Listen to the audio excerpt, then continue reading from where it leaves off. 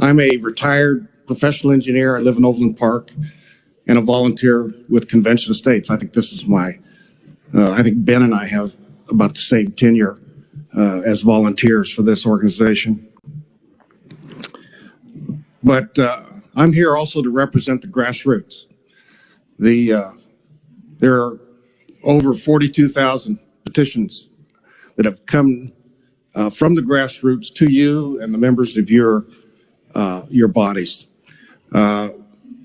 As Ben said, 7 years ago, a lot of people were signing the petition because they were concerned about the change to our federal medical system and what was going to happen, or the creation of a federal medical system, and they could see more coming.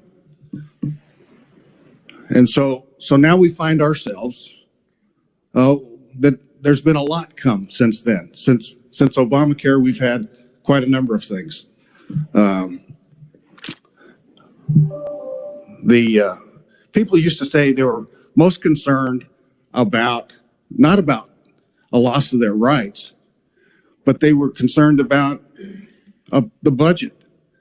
You know, we used to have a $10 trillion national debt. It's 31.5 trillion, and it's growing at $1 trillion a year.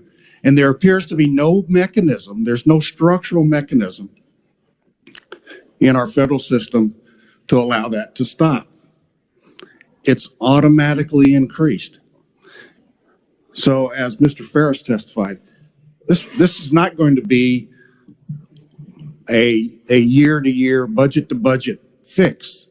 There needs to be a structural change.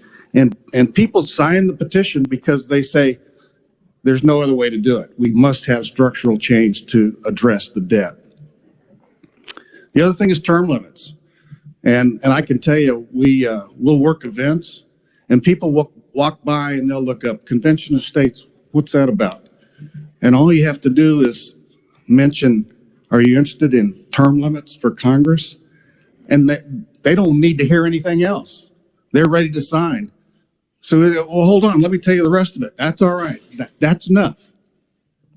And it was great to see U.S. term limits in here last week, and to see that you guys have passed that on to the House for action, because that is one of the great concerns.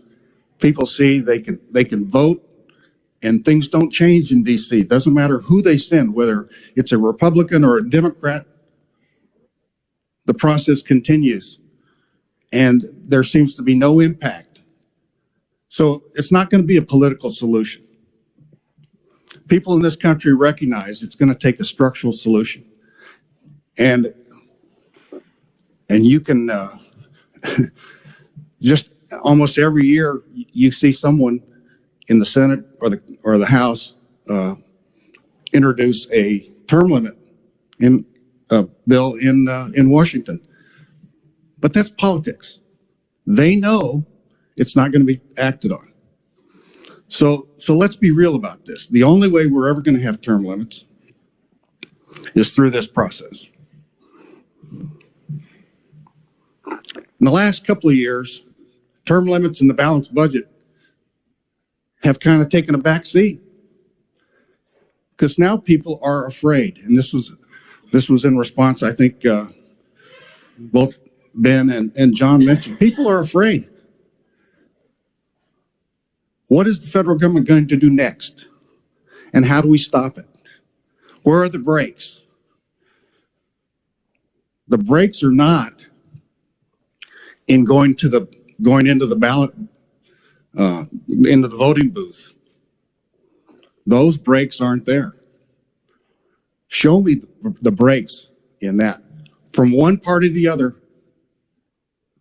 the abuse and the growth of federal power and the loss of individual liberty continues. The only brakes we're ever going to see are in Article 5.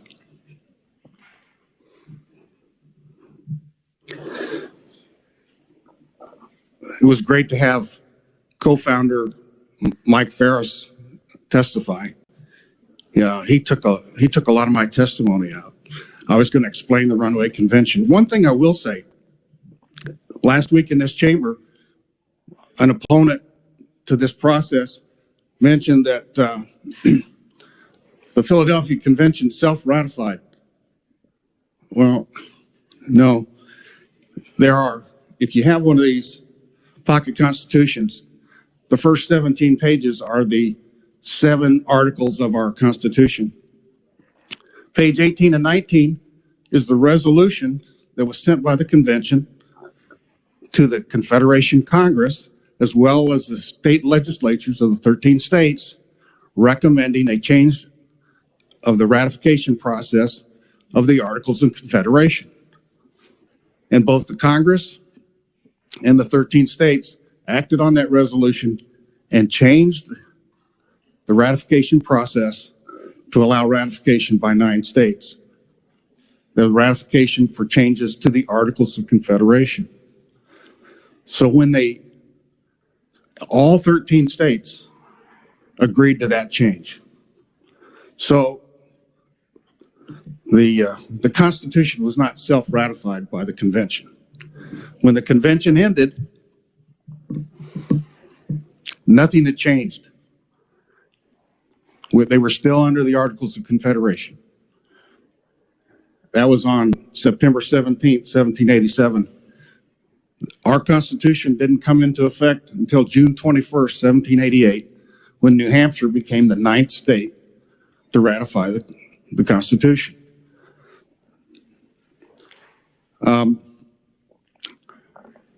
I can talk about the opponents and what they will claim. They'll talk about a constitutional convention. This isn't a constitutional convention. Article 5 calls it a convention for proposing amendments. Let's call it what the framers called it.